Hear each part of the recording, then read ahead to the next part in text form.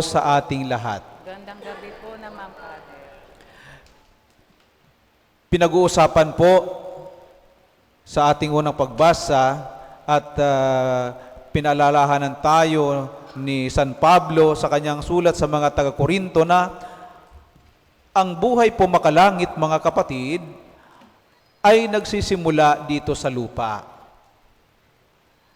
Hindi po magsisimula ang buhay makalangit pagkatapos po ng ating buhay sa lupa, kundi ngayon sa ating buhay sa lupang ito, dito ang simula ng buhay makalangit.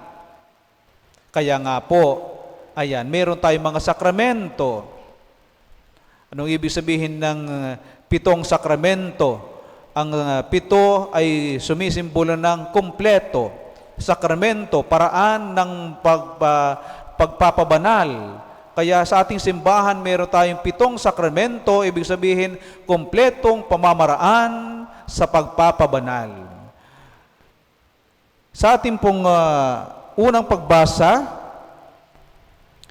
ay binabanggit po ni San Pablo, sabi niya, itong ibig kong sabihin, mga kapatid, malapit na ang takdang panahon, kaya't mula ngayon, ang may asawa'y mamuhay na parang walang asawa, ang mga nananangis na parang di nananangis, ang mga nagagalak na parang di nagagalak, ang mga namimili na parang walang ari-arian, at mga nagtatamasa ng sanlibutan ito na parang di nila ito alintana, sapagkat ang lahat ng bagay sa daigdig na ito ay mapaparam.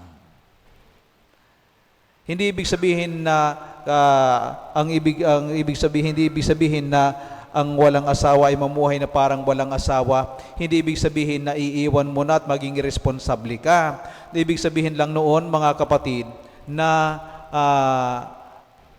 meron tayong tinatawag na chaste na relationship. Kaya nga, ang buhay may asawa ay sila lang, exclusive relationship. Yun ang tinatawag na chaste relationship. Buhay na parang walang asawa, ano ibig sabihin na, kasi sa langit po walang pag-aasawa. Di po ba? Kaya nga maganda po yung terminong ginagamit po sa mga membro ng charismatic. Sana po matutunan din natin at palalimin natin na ang tawag nila sa kanilang asawa ay husband brother, o kaya sa wife naman ay wife sister. Bakit? Di po ba nung tinatanong si Jesus nung mga Pariseo na hindi naniniwala sa buhay sa kabila, meron silang sitwasyon na hindi naman totoo. Halimbawa na lang, sabi nila, ganito. Ang isang babae na pangasawa niya ang panganay, namatay, ang pangalawa, namatay, pangatlo, namatay, hanggang pang-7, namatay. Kung namatay ang babae, sabi nila, sinong asawa niya sa langit? Di ba't ang tugon ni Jesus? Walang pag-aasawa sa langit. Kasi lahat tayo, o lahat ng mga tao, ay magiging katulad ng mga anghel. Bakit walang pag-aasawa? Intindihan po natin kasi ang pag-aasawa po ay pagiging instrumento ng Diyos dito sa lupa sa kanyang patuloy na paglikha ng bagong nilalang na tao.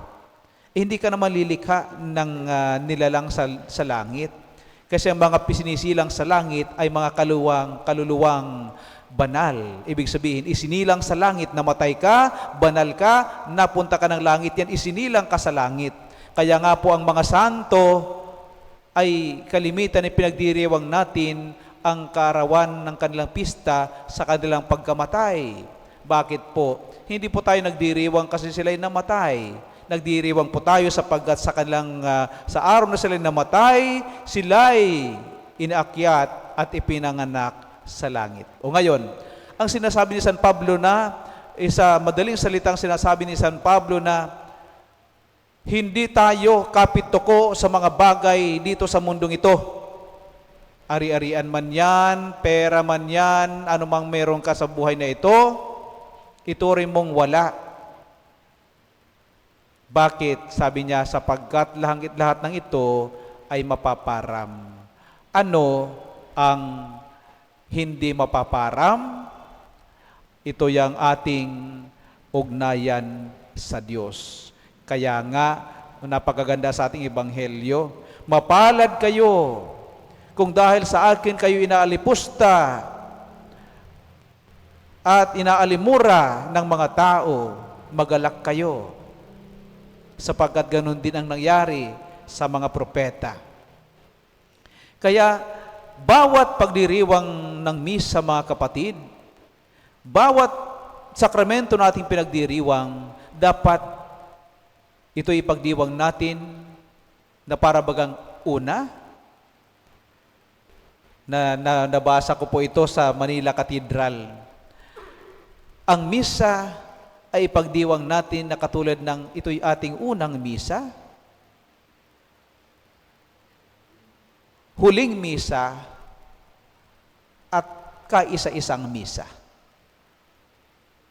Na ibig sabihin, dapat nandun nakabuhos ang ating lahat ng pagkatao, lahat. Nakakalimutan natin ang anumang meron tayo at kung sino tayo sa harapan ng Panginoon. Kasi ganito ang mangyayari sa atin sa kabilang buhay. Ang sentro, hindi tayo, kundi Diyos, at ang mga tao ay nagpupuri, nagpapasalamat katulad ng mga anghel. Di ba? Sa Santo-Santo, sinasabi, mamaya mababalikan na naman natin, kaya kaisa na mga santo at mga anghel sa kalangitan, kaisa. Kaya dito pa lang sa lupang ito, nakikiisa na tayo. Kaisa sa mga anghel at mga banal sa kalangitan, tayo nagbubunyi sa kanyang kadakilaan. Kaisa. At dito pa man, sinisimulan na natin. Kaya, bawat pagdiriwang ng Eukaristiya o kahit anumang sakramento, ipagdiwang natin ito na para bagang unang sakramento, kaisa-isang sakramento, at huling sakramento na ating tinatanggap. Magsitayo po ang lahat. Mga